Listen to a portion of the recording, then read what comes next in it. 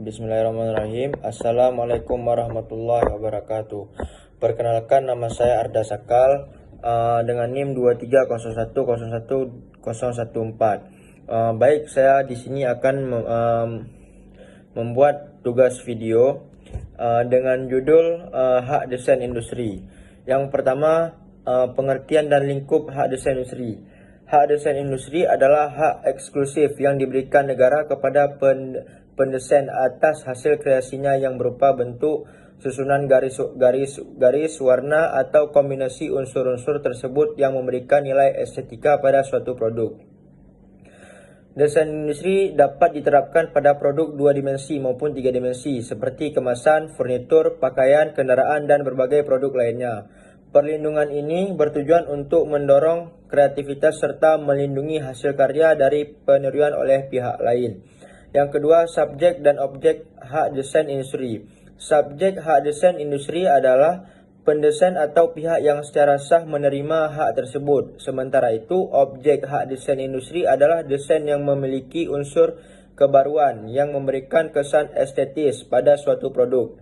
Dengan kata lain, yang dilindungi bukan fungsi produknya, melainkan tampilan atau desain luarnya. Yang ketiga, cara memperoleh hak desain industri.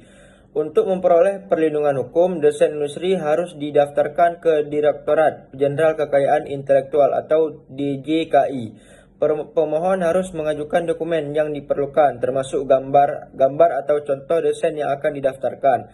Setelah melalui proses pemeriksaan dan dinyatakan memenuhi syarat, pemohon akan memperoleh sertifikat hak desain industri sebagai bukti kepemilikan yang sah. Kemudian yang keempat, jangka waktu perlindungan. Menurut Undang-Undang Nomor 31 Tahun 2000, hak desain industri diberikan selama 10 tahun sejak tanggal penerimaan permohonan. Selama masa tersebut, pemegang hak memiliki hak eksklusif atas desainnya. Setelah masa perlindungan berakhir, desain tersebut dapat digunakan oleh masyarakat umum tanpa memerlukan izin dari pemegang hak sebelumnya. Yang kelima, hak dan kewajiban pemegang hak desain industri. Pemegang hak desain industri berhak menggunakan, memproduksi, menjual, mengimpor, dan memberikan izin kepada pihak lain untuk memanfaatkan desain yang dimilikinya. Selain memiliki hak, pemegang hak juga berkewajiban mematuhi ketentuan hukum yang berlaku dan memastikan penggunaan hak tersebut tidak bertentangan dengan peraturan perundang-undangan.